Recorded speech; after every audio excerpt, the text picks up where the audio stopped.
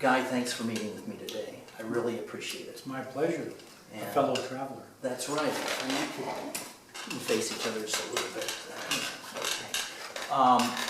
So I just have a handful of questions and just wing it. You've done this many times before. I've got a big one coming up in 2 weeks. Fantastic. Northern California, yeah. My first question is, what was your first camera?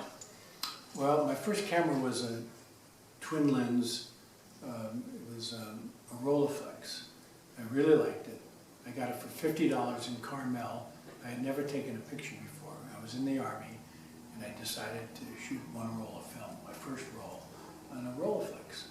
And I couldn't believe 50 bucks for this beautiful piece of mechanics. And that started me in the Army.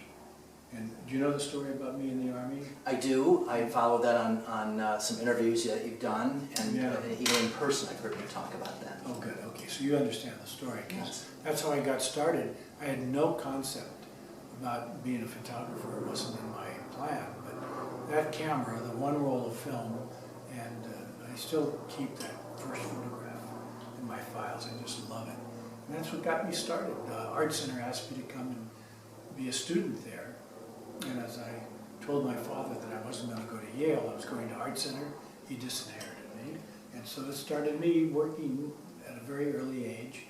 And within 2 years I was successful. I was very, very lucky. And talented, let me add. Yeah, I was talented, but you know, I was talented in a lot of things. I painted, I sculpted, I could do architecture. Anything in the arts I loved. The fact that I put my attention towards photography was something brand new to me. But I knew that I liked it because I would work 8 hours in the darkroom, which was my kitchen in my $50 a month apartment. And I would work all night without even blinking, loving it. And I said, this is the career for me. And speak just for a moment about what it was, what was there inside you that made you an artist, a sculptor, before you were a photographer? So what was the influence to be in the arts? Probably genetics, and it's, you know, your learning abilities. Like I could learn by looking, and I could read and I did very well in school, I have to say, but I learned more by looking. And my parents had great books, art books, in our house at a very early age, and I'm looking at Renaissance paintings and from all over Europe, not just Italian. And then I had books on Impressionism. And this I'm talking about at 8, 10, 12 years old. And they stuck with me so much. I just loved that somebody was doing this with a paintbrush, even though I never thought I would become a commercial artist. But I have to tell you a story I've never told before. So I'm in high school, at Beverly Hills High School, and I wasn't pursuing art in any way. I'm just a regular high school kid. But I went to the art department because all the pretty girls were in there. And I figured that's a good place for me to do for my elective. And because I could do art and I could draw, I thought that's a perfect place to sit around. And while I was in there, the teacher said, come on students, we're going to do this poster. And I'm going to enter the best like 3 or 4 of your posters into this contest. And it was about, the idea was play away from traffic for children. Don't get in the street and play in the hills or the fields and all of that. So I designed this ski mountain, but here's all the traffic down here, and the kids are playing on the mountain, sliding down, and they were like cute little figures, nothing major, but the graphics of it were good. And the teacher said, I'm entering that, and I won an award. And the teacher said to me, I was probably 16 years old, you should think about graphics. And I never even thought about it again until 10 years after I'm a graphic artist. I'm thinking, God, you know, my teacher told me I should do graphics, and here I am in 1970 doing graphics, you know. So it was apocryphal and powerful. Thank you for sharing that story. I was also wondering, well, what is your primary camera today? Well, it's so weird because the Canons, I never thought I would use them, but I sold my Nikons and bought Canons when I was in Europe, and I loved them. And so when the 5D came out, I had found my camera. And I love it, I use it constantly. I would rather use that than the Hasselblads. And the fact is, I can't spring for a $30,000 digital Hasselblad, even though I can afford it, because there's something so immediate about the 5D. And the fact you can do film, you can do anything on it, and we love it here. And I've got it down to where I can shoot, 10 minutes later get an image. I have my lovely assistant Lisa, or my daughter Sarah, not Sarah, Jessie, retouch it, and it's perfect. And we do it all within a half an hour. And that world has really attracted me because, as you probably know, when we were shooting with film, we were stuck waiting for the film to be developed. Then you have to make prints and then retouching, and it took weeks sometimes to finish a project. And now we can do a project in a couple of hours. And that's amazing. And I use the 5D, it's in my camera bag at this moment, so I agree with you, of course. And I was a Nikon shooter previous to that. Well, I started out with Minolta, but anyway, I'm using primarily Canon now.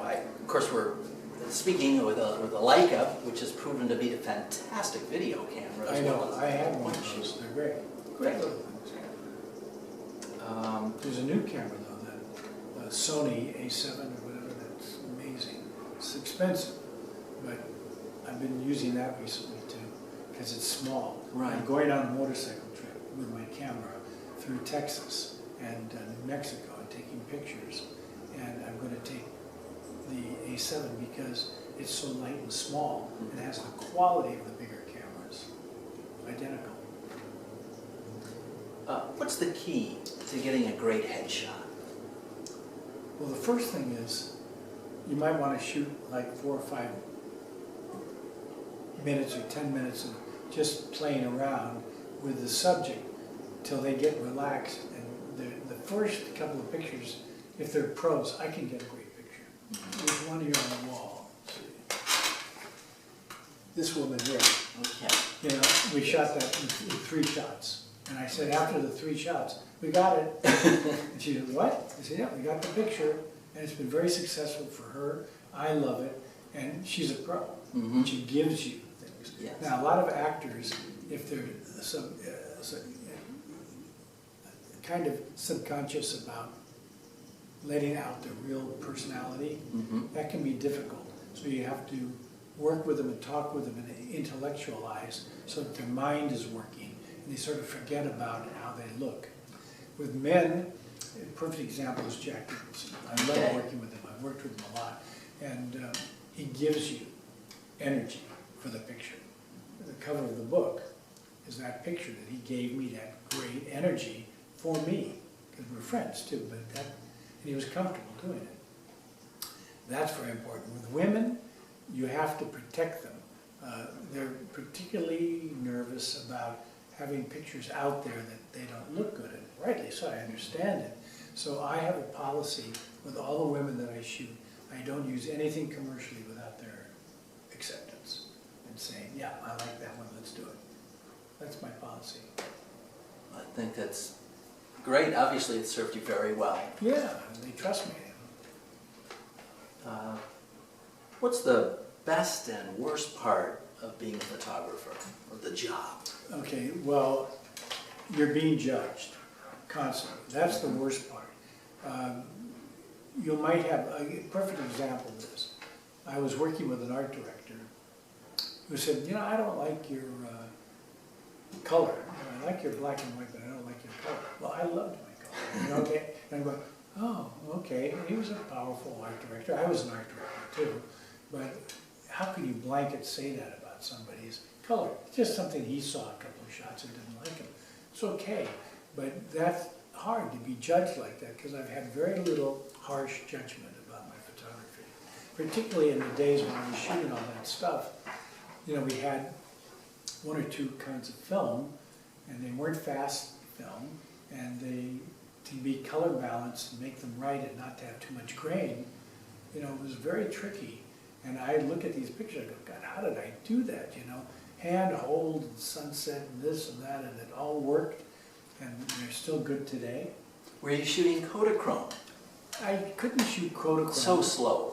Too slow, and you had to send it to the lab to be processed, and that could take 3, 4 to 5 days, maybe a week. So you shot Ektachrome. Ektachrome, and I used 200, and I would push it to 4, sometimes 600 ASA, and I didn't mind the grain. And also, when I was shooting for magazines, like rock and roll or movie star magazines, the grain wasn't an issue as long as the pictures were like 8 by 10 in the magazine. It got to be an issue as they went larger. So that's how I got away with it. And I shot a lot of stuff very fast.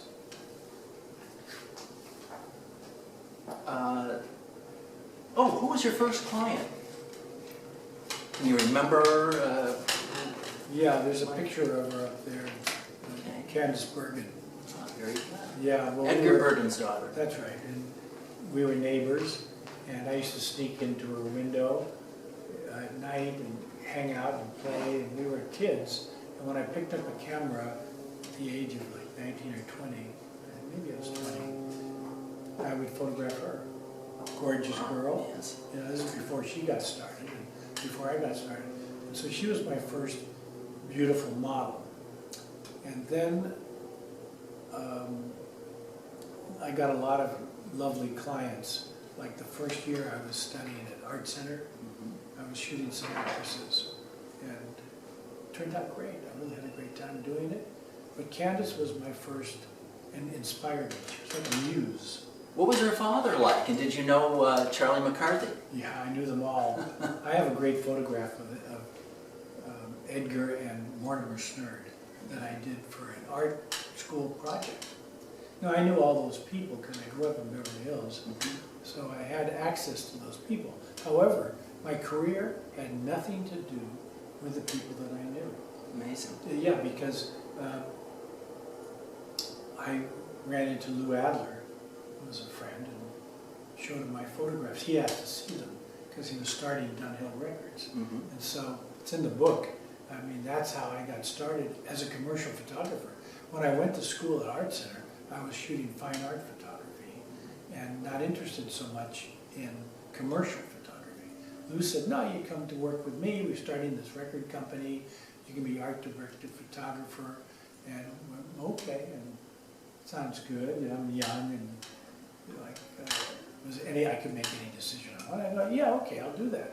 And the joke was, like, the first cover we did went to #1, Barry Maguire, Eve of Destruction. And all of a sudden, we were making money. And that's the one where you took the picture of him in the sewer. In the sewer, yeah, Yes. the sewer hole. And we did it in black and white because the company basically didn't have much money to do a production run of color for the first album. And all we did was red lettering in black and white, and it made a lot of money, Eve of Destruction. That started our careers. Dunhill, it either was part of or became part of ABC? That was years later. That was later. Dunhill was their own entity, with Lou Adler at the helm as the record producer, and then Bobby Roberts was part of it. And there are other people that were involved in it, kind of money people, business people. But Lou and I basically had the artwork. Tell us about Big Shots and also about the Rolling Stones book. Okay, well, Big Shots is the book that I'm involved in now, and I'm telling you, if it weren't for Lisa and my daughter Jessie, I wouldn't have done a book because I had no interest in it for self-aggrandizement. And I know you don't make any money on a book. That goes without saying. It's good to get it out there because people see your stuff. But this guy Ken and Harvey Kubernick, they came to me with a book idea with Insight Publishing. And let's do it. And they promised me it wouldn't take more than 6 months, right? And I go, okay, and I'm naive, and I go, all right, I'll do it. And I've got the girls to help me and edit all the stuff. And I was disappointed in the beginning because I had so much work that I wanted to see in there. But the publisher said, hey, we've got 270 images. That's enough. I said, well, I've got 1,000 images that are all good. And we had to leave off presidents of the United States, famous actors and actresses that I loved, that they deemed not as important, say, as the Doors for the mamas and papas, like that. So at first I was put off by it. And then I realized to sell the book, we have to keep it succinct. And right now it's heavy enough, just to live one book is heavy. So it worked out fine. I'm very thrilled with how it all went down. And I'm having fun with it. I've been touring, doing book signings and talks, and I'm doing a few more. But I'm going to quit for the summer. Well, good for you. Go ride. Yeah. Which is a question I have here in a moment. By the way, Harvey wrote the foreword to my book. Oh, good. Yeah. So I think you'll get a kick out of it. He's a really good writer. Yeah, excellent. So the Rolling Stones book, a little bit about that, please. Okay, well, that came out of the blue. I have a very dear friend who manages Mick, and she kept telling me that Tashin was going to do this book. Show them some pictures. And so I think we did, and they liked them, and they've included like 12 of them in the book. In the opening of the book are my photographs of the guys' individual shots when Ryan was still alive. And I was happy with those because I shot them on 4x5, I think, you know, that kind of stuff.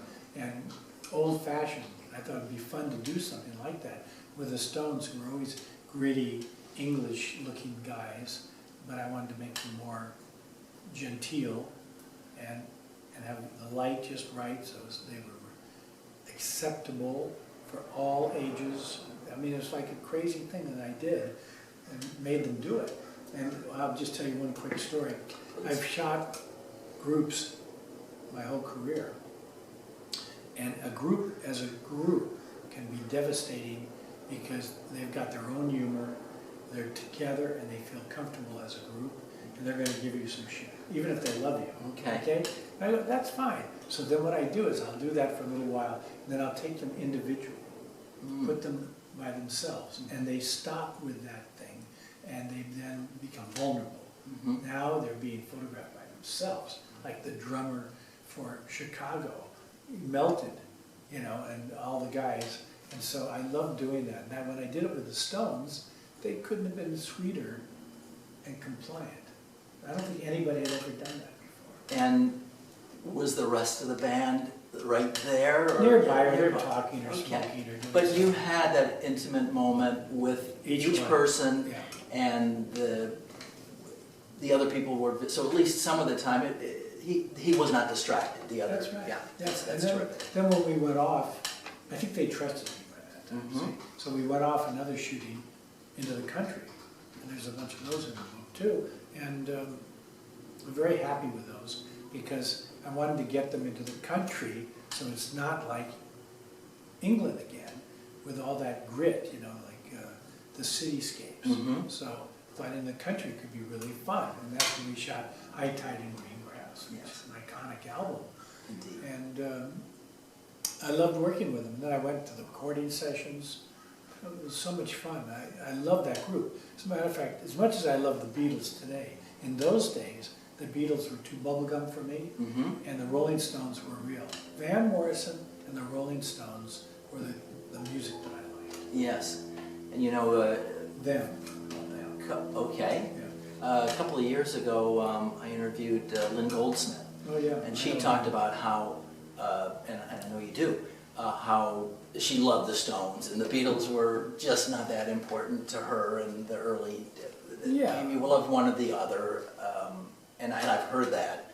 Yeah, and I met the Beatles early on. When they first came to America, you know, I went to a party with them, and I liked them. And, you know, George would come into my studio in Hollywood years later when I had a studio and hang out. He was just a great guy. But they came into their own, and it's been an apocryphal story that they heard, like, Good Vibrations. And they go, oh shit, it's all stepped up to another level. And they had to come to that level, and they did. And once they started producing that kind of music, you know, the Sgt. Pepper stuff and the White Album, things like that, then everybody in the world was into it. But in the beginning, with I Want to Hold Your Hand, it was too bubblegum for me. And you mentioned George Harrison. Did you know they're dedicating a place in Griffith Park to him in the coming days? Yeah, I heard that. Yeah, now they did earlier, and there was a tree that grew, but the tree died. Yeah. And they're replanting it in the next few days, I think. I intend to go. I believe Olivia's going to be there. Well, he to me was the most soulful of all the guys, and I liked him.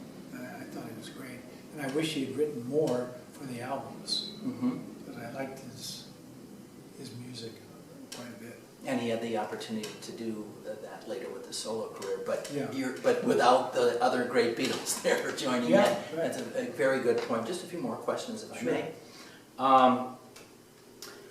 Let's see. Well, I enjoyed your video on YouTube about motorcycles, and to speak a little bit anyhow about your love of motorcycles and riding. Well, I'll tell you the story, how it happened. People my age went to see a movie, The Wild One with Marlon Brando. With the trophy on the That's right, and I'm going, handlebars. boy, that looks like fun. I didn't even think about owning a motorcycle. That's really cool because they're free as the wind and all this kind of nonsense. So I don't have a lot of money, but my brother and I go out and buy a little 200cc Triumph because my mother said, please don't ride a motorcycle. The minute she said that, I went right out and bought one with my brother, and we rode it around Beverly Hills. We kept it in another person's garage. Right? That's great. Yeah, and I got really good at it and liked it. And a friend of mine who just died just a month or two ago, John Jurdy, the famous architect here in Los Angeles, he had a motorcycle that he couldn't make work. And I'm not like a genius with motorcycles or anything, but I could figure out what's wrong with a bike. You know, if it takes you 5 hours, I don't care, I can do it. So I bought the bike from him for $300, and I still have the bike. That's it early on, and it's a little MV Agusta Italian bike. And I found out what was wrong with it. And it took me, I had to take the bike apart a couple of times to find out. And it was a lead wire that's comes off the battery to ground the battery, and it was over a painted surface. So it would work sometimes, and sometimes it would just stop. Intermittent. That's right. And so I would just shaved away some of the paint and reapplied it, and it never stopped working. And I had this beautiful motorcycle, and that started me. And then the other story that got me so hooked, it's crazy. I'm a young man, I'm working, I'm self-sufficient, I'm not married, and Dean Martin, who was a good friend of mine, I was friends with the whole family, his wife, and the 7 kids. I knew them all. We were all part of it. It's okay. Trucks going by. But anyway, Dean calls me and says, Guy, come on up. Triumph is giving me a motorcycle. Yeah, I think you'd really enjoy watching this whole thing. I go, okay. So I go up there, and I'm standing in the driveway, and he has to drive it up the driveway towards the garage and then down back to where the camera is. And he's not that comfortable on it. He's never really ridden a motorcycle, but he did it. And when he comes back up towards the garage where I'm standing out of the way, he calls me, Guy, come here. Do you want this thing? I go, what do you mean? He says, well, you know, I'm not allowed to ride this because of my contract with the CBS, I think it was at the time. Could have been ABC, I don't even remember. But anyway, I can't ride it, so I'd like you to have it. I go, God, Dean, nobody's ever given me anything in my life. My parents never gave me anything from my birth till now. It's just crazy.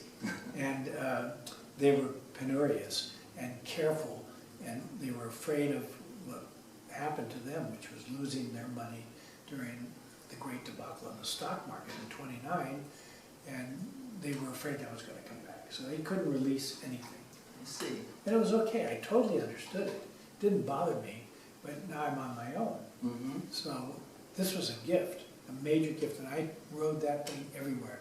I had a car, but I rarely used it. Anything I could do on a motorcycle, I could do. Especially taking girls on country roads, you know. And it was just so much fun. That cemented it.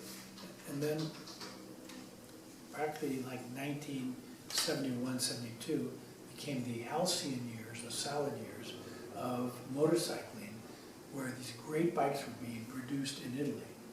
The Ducatis, the Laverdas, the MV Agustas, on and on. And I was there living in Italy during that time. I would watch them come out of the factories into the showrooms in Florence where I was living. And I'm going, oh my God, these are the most beautiful things I've ever seen. And before I knew it, I had 5. Living in Italy and then back in the United States. And you learned to speak the language? Yeah, back then, it's 45 years ago.